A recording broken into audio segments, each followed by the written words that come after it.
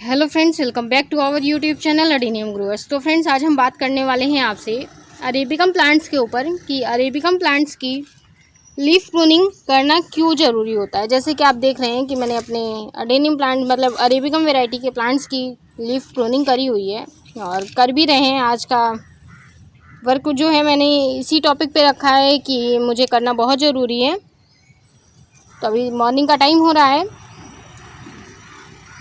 तो चलिए हम वीडियो को स्टार्ट करते हैं अपने। और अगर मेरे चैनल पे आप पहली बार आए होंगे तो चैनल को जरूर सब्सक्राइब करके बेल आइकन को प्रेस कर लीजिएगा, और अगर वीडियो पसंद आती हो तो वीडियो को लाइक ज़रूर करिएगा।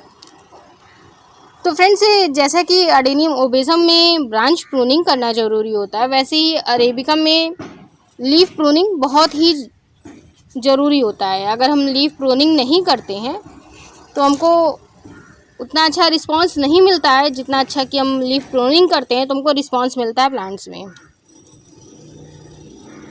तो वो बात आती है लीफ प्रूनिंग हमको किस सीजन में करना चाहिए। सबसे पहला कि तो हम अगर लीफ प्रूनिंग की बात करें कि लीफ प्रूनिंग हमें कब करना चाहिए, तो आप कभी भी कर सकते हैं, किसी भी मौसम में कर सकते हैं, कोई दिक्कत की बात नहीं है। लेकिन आपको कुछ प्रिकॉशंस रखना होता है। अगर आप बारिश के दिनों में करते हैं लीफ प्रूनिंग तो कोशिश ये करना है कि जब बारिश हो, बारिश के टाइम में अगर आप लीफ प्रूनिंग किए हैं तो आपको बारिश के पानी से बचा के रखना है। और नेक्स्ट है, अगर आप बहुत ज़्यादा हाई टेम्परेचर में अगर आप किए हैं लीफ प्रूनिंग तो आपको थोड़ा सा तेज़ धूप से बचा के रखना होता है, क्योंकि जो ऊपर से आप लीफ कटिंग किए रहते हैं ना, तो थोड़ा सा होता क्या है कि ब्रांच मतलब जो न्यू पत्ती निकलती है ना, काफ़ी हाई टेम्परेचर होने की वजह से बर्निंग की थोड़ी सी दिक्कत हो जाती है।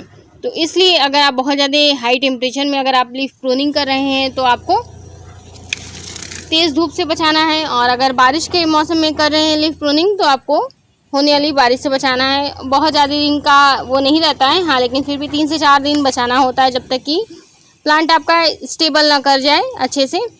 और जो बात आती है कि लीफ प्रूनिंग क्यों ज़रूरी होता है, तो फ्रेंड्स, लीफ प्रूनिंग करना इसलिए ज़रूरी होता है कि अगर हम जैसे कि ओबेसम प्लांट्स में है कि हमें ब्रांचिंग चाहिए होती है तो हम उसकी प्रूनिंग करते हैं, ब्रांच प्रूनिंग करते हैं जिससे कि न्यू ब्रांच डेवलप होती है। तो वैसे ही हमें अरेबिकम वैरायटी के प्लांट्स में लीफ प्रूनिंग करना इसलिए ज़रूरी होता है क्योंकि अगर हम लीफ प्रूनिंग करते रहेंगे तो देखिए मैंने इस प्लांट की लीफ प्रूनिंग की हुई है जिनकी ब्रांच बहुत बड़ी बड़ी हो गई। जो छोटी ब्रांचेज, जो साइड ब्रांचेस डेवलप हो रही हैं, तो अब क्या होगा कि हमने इस प्लांट की मतलब ब्रांच की लीफ यहाँ से कट कर दी तो यहाँ पे ये ग्रोथ थोड़ा सा स्टॉप करेगा कुछ टाइम के लिए, जब तक इसमें न्यू ग्रोथ स्टार्ट नहीं हो जाएगी, मतलब न्यू लीफ नहीं आ जाएगी। और तब तक ये ब्रांच जो होगा, जो भी हम इनको फीडिंग करते रहेंगे वो सब फीडिंग मतलब जो ब्रांच छोटी छोटी ब्रांचेज हैं इनको मिलता रहेगा और ये अपनी ग्रोथ स्टार्ट करेंगी। तो मतलब इनका शेप लुक वाइज देखने में अच्छा हो जाता है, ये होगा मतलब कि सारी शाखाएं जो होती हैं, सारी ब्रांचेज जो होती हैं एक बराबरी से डेवलप होती है और ये हो सकता है आपको। और दूसरा चीज़ की मतलब जो भी आपका कोडेक्स ब्यूटी होता है वो कोडेक्स ब्यूटी देखने में आपको बहुत ही अच्छा मिलता है देखने को। हम आपको अपने प्लांट्स को दिखा देते हैं, वीडियो के लास्ट में हम आपको दिखाएंगे। उसको मैंने लीफ प्रूनिंग करते करते इतना अच्छा शेप दिया हुआ है ना कि काफ़ी खूबसूरत लगता है, एक बोनसाई के तौर पे बना हुआ है। मतलब कहें तो शॉर्ट ब्रांचेस है उसकी, काफ़ी छोटी छोटी ब्रांचेस हैं और उसका कोडेक्स काफ़ी बिग साइज़ का हो गया है। कहें तो अगर स्केल से वो किया जाए, उसकी साइज़ मार्जिन की जाए ना, तो उसकी 12 इंच से हाइट बड़ी है ही नहीं है। और उसका कोडेक्स कहें तो 18 इंच के ऊपर का है। तो इसलिए आप लीफ प्रूनिंग करते रहेंगे तो आपको काफ़ी अच्छा रिस्पांस देखने को मिलता है अरेबिकम वैरायटी के प्लांट्स में। क्योंकि लीफ प्रूनिंग करना इसलिए ज़रूरी हो जाता है क्योंकि अगर हम लीफ प्रूनिंग करते नहीं रहेंगे तो जो मेरी ब्रांचेस हैं वो डी शेप होने लगती है। तो हमें लीफ प्रूनिंग करना बहुत ज़रूरी होता है। अगर हम लीफ प्रूनिंग करेंगे तो पहली चीज़ कि इसमें एरिएशन, जैसे कि अभी यहाँ पे आप देख सकते हैं मेरे अरेबिकम वैरायटी के प्लांट्स जो रखे हुए हैं, पहले जब मैंने इनको शेड नेट पे नहीं रखा हुआ था तब इसमें जो लीफ आ रही थी थोड़ी सी कम आ रही थी, बट शेड नेट में रखने के बाद इसमें लीफ काफ़ी ज़्यादा आई है। तो इसको हम जब डेफोलिएट करेंगे तो मतलब इनमें होता क्या है कि एरिएशन भी बहुत ही अच्छे तरीके से होगा। तो जो छोटी छोटी ब्रांचेस होती हैं ना उनको ग्रोथ मिलेगा, मतलब उनको अच्छे से सूर्य की रोशनी मिलेगी। तो जब उनको अच्छे से फीडिंग मिलेगी, सूर्य की रोशनी मिलेगी, तो वो अच्छा सा ग्रोथ भी करेगा। तो जो एक बैलेंस बनता है ना प्लांट का, मतलब एक शेप जो निकल के आता है, बहुत अच्छा लुक वाइज देखने को मिलता है प्लांट में। तो इसलिए आपको अडेनियम अरेबिकम की लीफ कटिंग करना बहुत ज़रूरी होता है। और जब लीफ कटिंग आप कर लेते हैं तो लीफ कटिंग करने के बाद आपको प्रिकॉशन ये भी रखना है कि लीफ कटिंग करने के बाद आप इनको पानी थोड़ा दिन, मतलब कि 2 से 3 दिन होल्ड करिए। और अगर आप देते हैं तो ओनली मीडियम में दीजिएगा। और मीडियम में जब अगर आप पानी देते हैं तो आपको थोड़ा सा ध्यान भी रखना होगा, केयरफुली पानी देना होगा, ताकि ऊपर पत्तियों के ऊपर पानी ना पड़ने पाए, ताकि रॉटिंग की दिक्कत ना हो। और दूसरा चीज़ कि पानी अगर आप दे रहे हैं तो बहुत हिसाब से देना है, क्योंकि जब पत्तियां रहेंगी नहीं तो पानी एब्जॉर्ब नहीं करेगा। तो उस टाइम पे अगर आप ज़्यादा पानी दे देते और वाटरिंग करते तो आपका प्लांट ख़राब हो सकता है। तो इसलिए आपको पानी उस टाइम पे बहुत हिसाब से देना है, बहुत ध्यान से देना है। और उसी चीज़ की जब आप इनकी लीफ कटिंग करते हैं ना, तो फंगीसाइड वगैरह का तो कोई यूज़ नहीं होता है, लेकिन अगर आप फंगीसाइड एक बार स्प्रे कर देंगे तो बहुत ही अच्छा रहेगा। क्योंकि मैं तो स्प्रे नहीं करती हूँ, मैं धूप में ही रख देती हूँ, मतलब ग्रीन नेट में ही रख देती हूँ, तो मेरा बहुत ही अच्छी तरीके से प्लांट स्टेबल हो जाता है। क्योंकि मैं जब बहुत ज़्यादा फंगीसाइड का यूज़ नहीं करती हूँ। अपने अडेनियम प्लांट्स की बात करूँ तो नॉर्मल हम पानी रोक देंगे, मतलब पानी जब देते हैं तो मीडियम में देंगे। और पानी अभी देने की मुझे कोई ज़रूरत ही नहीं होती है, क्योंकि मेरा जो प्लांट है अभी हम इनको सर्वाइव, मतलब कि लीफ कटिंग करेंगे तो जब तक इनमें न्यू ग्रोथ नहीं आती है तब तक हम प्लांट्स को बहुत ज़्यादा पानी भी नहीं देंगे। ये देखिए इसकी आईडी है कलामी, और इसका स्ट्रक्चर देखिए कितना खूबसूरत है। और इसको मैंने सीड से ग्रो किया हुआ है। तो जैसे कि मैंने अब लीफ कटिंग कर दिया ना, तो जो बड़ी बड़ी ब्रांचेस हैं उनकी ग्रोथ स्टॉप हो गई, और जो छोटी छोटी ब्रांचेस हैं ना, शॉर्ट ब्रांचेस, इनकी ग्रोथ बढ़ेगी। तो जब इनकी ग्रोथ बढ़ेगी तो ये साथ में एक साथ शेप में आ जाएगा, तो काफ़ी अच्छा लगेगा। जैसे कि मैं आपको और दिखाती हूँ अपने प्लांट्स को। ये देखिए, ये सभी प्लांट्स कहें तो मेरे सीड ग्रोन हैं। और इनकी एज की बात करें ना तो मात्र 1 साल एज है इनकी।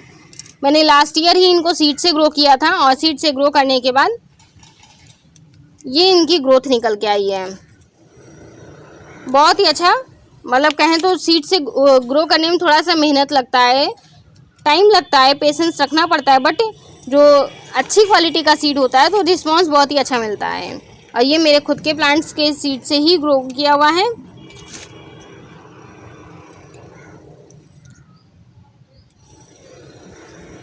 और इस टाइम पे हम लीफ कटिंग करने के बाद इनको धूप में तो नहीं रखेंगे डायरेक्ट सनलाइट में, क्योंकि टेम्परेचर यहाँ बहुत ज़्यादा हो रहा है। तो हम शेड नेट में ही रख देंगे, और पानी हम 2 से 3 दिन इनकी रोक देंगे। उसके बाद ही हम पानी देने वाले हैं। कल मैंने फुल अच्छी तरीके से वाटरिंग कर दी थी, और वाटरिंग करने के बाद आज मैं इनमें लीफ कटिंग कर रही हूँ।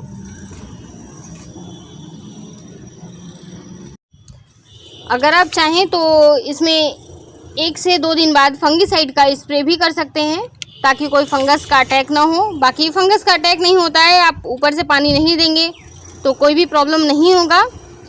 बस ऊपर से आपको पानी को ही बचाना है, बारिश से बचाना है, और तेज़ धूप में नहीं रखना होता है। और लीफ कटिंग आप करते रहेंगे ना तो बेनिफिट भी आपको मिलेगा, ये कि आपके प्लांट में माइट्स का जो अटैक होता है ना, माइट्स का अटैक भी नहीं होगा बहुत ज़्यादा। क्योंकि लीफ रहने से बहुत ज़्यादा जब प्लांट बुशी बनता है ना, तो एयर पास करने में थोड़ी सी दिक्कत होती है। तो इसलिए लीफ कटिंग अगर आप कर दीजिएगा तो आपके प्लांट्स में फंगस का और माइट्स का अटैक थोड़ा सा कम हो जाता है। कहें तो मेरे प्लांट्स में तो बिल्कुल ही नहीं होता है, लेकिन फिर भी अगर आप लीफ प्रूनिंग करते रहेंगे तो ये सब चीज़ों का खतरा थोड़ा सा कम हो जाता है।